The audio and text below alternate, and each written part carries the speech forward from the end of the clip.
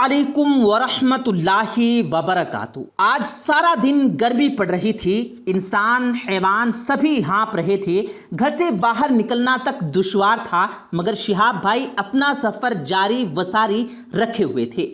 शिहाब भाई के साथ चलते हुए पुलिस एहलकार बार बार उनको रुकने का बोल रहे थे, मगर वो एक अजीब सी पुरकेफ एहसास के साथ आगे बढ़ते जा रहे थे। लेकिन सबने अचानक एक अजीब समंदर देखा। उस वक्त दोपहर का वक्त था कि अचानक हवा चलने लगी थी, उफक से काली बदलियां उठी थी।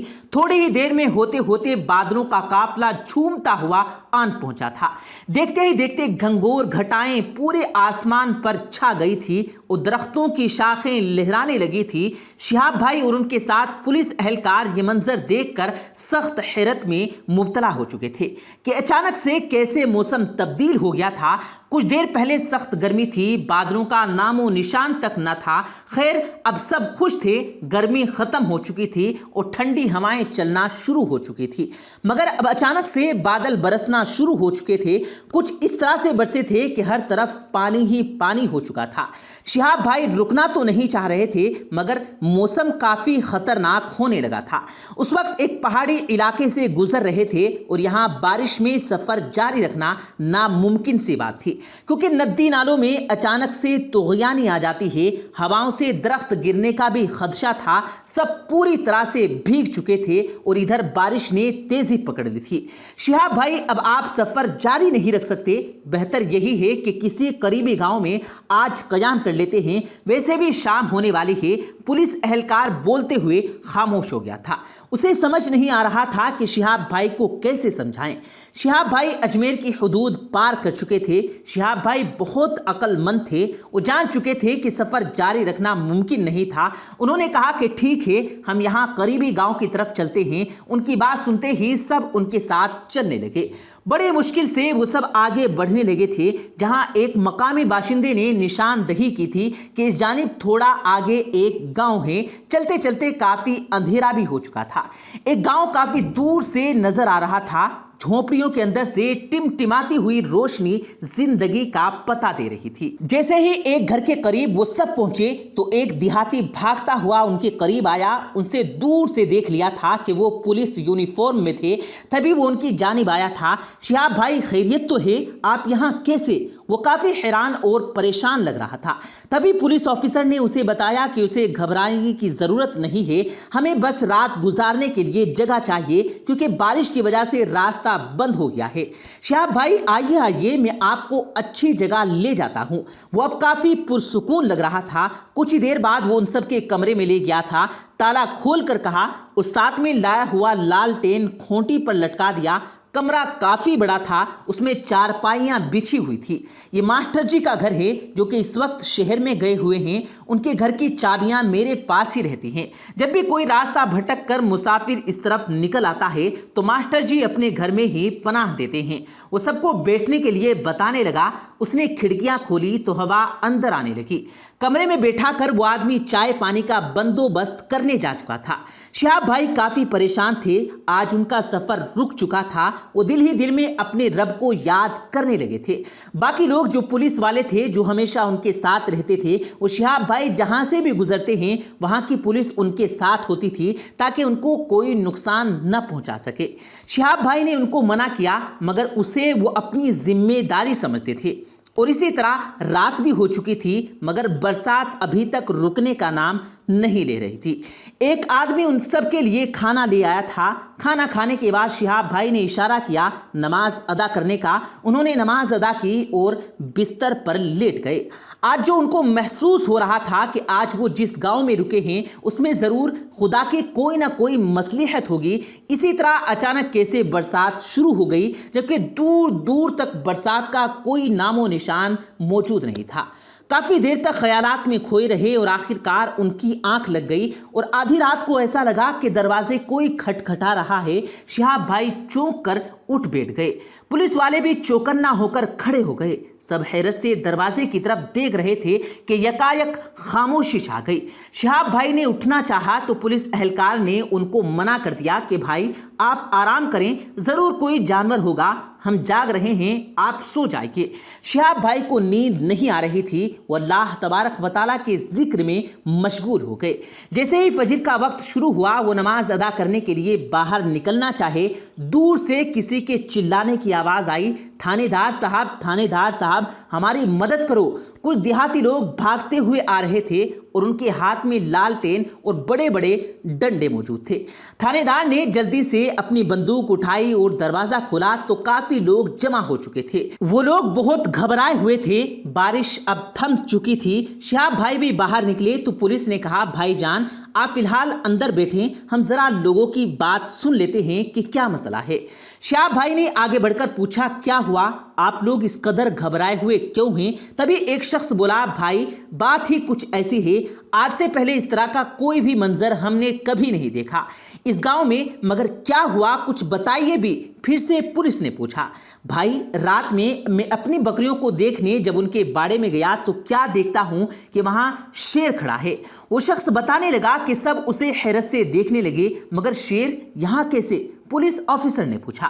وہ لوگ بول پڑے، ہاں بھائی ہم تو یہی کہہ رہے ہیں کہ ہمارے گاؤں میں تو کیا ہمارے اس علاقے کے دور دور آج تک اس گاؤں کا کوئی شیر نہیں دیکھا گیا، لیکن آج کہاں سے آ گیا؟ وہ لوگ بہت زیادہ گھبرا گئے تھے، بار بار پیچھے مڑ کر دیکھ رہا تھا۔ پولیس آفیسر نے فی الحال ان کی چوکنا رہنے کا کہا اور سب کو ہدایت دی کہ وہ اپنے گھروں میں رہیں اور اندر سے دروازے بند کر لیں جب تک کہ نفی بلوا لیتے ہیں۔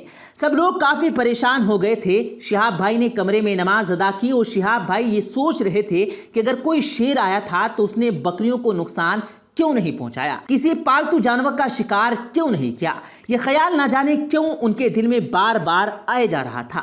صبح کا سورج طلوع ہو چکا تھا، بادل چھٹ چکے تھے۔ شہاب بھائی نے اپنا سفر جاری رکھنے کا فیصلہ کر لیا اور باہر نکلنے لگے۔ پولیس آفیسر نے ان کو خبردار کیا کہ بھائی جان آپ کا باہر نکلنا ٹھیک نہیں ہوگا، یہاں ایک خطرناک جانور گھوم رہا ہے اور کسی بھی وقت کسی کے بھی اوپر حملہ کر سکتا ہے۔ پولیس کی بات سننے کے بعد شہاب بھائی نے مسکرایا اور کہا، سر مجھے اس بات کا کوئی خوف نہیں، اگر میری موت یوں ہی لکھی ہے تو مجھے اس سے کوئی بھی نہیں بچا سکتا سوائے اللہ تبارک و تعالیٰ کے۔ شہاب بھائی کسی قیمت پر اپنا سفر نہیں روکنا چاہتے تھے، لیکن پولیس والوں نے سارے گاؤں کی تلاشی لینا شروع کی، مگر کافی دیر تک جب کہیں پر بھی شیر نظر نہیں آیا تو انہوں نے وہاں سے جانے کا ارادہ کر لیا۔ اسی دوران ظہر کی نماز کا وقت ہو گیا۔ شہاب بھائی نے وضو کیا اور ایک اونچی سی جگہ پر جائے نماز بچھا کر نیت باندھ لی۔ پھر اچانک سے ایک شیر دہاڑتا ہوا آنے لگا۔ لوگ اسے دیکھ کر خوف زدہ ہو چکے تھے اور تو پولیس والوں سے بندوق بھی نیچے گر چکی تھی۔ ایسی دہشت، ایسا ڈر چھا گیا تھا کہ سب تھر تھر کانپنے لگے تھے۔ شیر آہستہ آہستہ قدم اٹھاتا ہوا شہاب بھائی کی طرف جا رہا تھا۔ شہاب بھائی اپنی نماز میں اس قدر مشغول تھے کہ انہوں نے بالکل بھی اندازہ نہ کیا تھا کہ وہ اس بات پر کس مصیبت میں مبتلا ہو چکے ہیں۔ باقی سب لوگ تو کافی دور تھے۔ شیر کے ڈر سے کسی کی ہمت نہیں ہو رہی تھی کہ وہ آگے بڑھ سکے۔ سب لوگ اپنے قدم پیچھے کرنے لگے تھے۔ پولیس اہلکاروں نے بڑی مشکل سے بندوق اٹھائی اور درخت کے پیچھے سے نشانہ باندھنے لگے، مگر وہ شیر شہاب بھائی کے بالکل قریب جا چکا تھا۔ اگر وہ گولی چلاتے تو شہاب بھائی کو لگ سکتی تھی۔ لوگ سخت مشکل میں تھے۔ شہاب بھائی نے سلام پھیرا تو شیر بالکل ان کے نزدیک بیٹھا ہوا تھا۔ اچانک پولیس نے بندوق آگے کی تو شہاب بھائی نے چلا کر اسے منع کیا کہ گولی مت چلانا۔ اس بات پر سب حیرت سے ان کو دیکھنے لگے۔ اچانک شہاب بھائی نے اس شیر کی جانب اپنا ہاتھ بڑھایا اور شیر نے اپنا سر جھکا لیا۔ شہاب بھائی نے ان کے سر پر نہایتی محبت و پیار سے ہاتھ پھیرنا شروع کر دیا۔ سب لوگ یہ منظر دیکھ کر حیران ہو چکے تھے کہ بھلا کیسے ایک انسان ایک خطرناک جانور کے سر پر پیار سے ہاتھ پھیر رہا ہے۔ اسی وقت شیر نے اپنا سر اٹھایا تو سب نے دیکھا کہ شیر کی آنکھوں سے آنسو بہ رہے تھے۔ یہ منظر دیکھ کر کوئی بھی اپنے آنسو نہ روک سکا۔ یہ سب کیا ہو رہا تھا کسی کو سمجھ نہیں آ رہا تھا، مگر شہاب بھائی سب سمجھ چکے تھے کہ جب آدھی رات کو کوئی اندر آنے کی کوشش کر رہا تھا تب سمجھ چکے تھے کہ جو بھی تھا ان سے ہی ملاقات کا خواہش مند تھا۔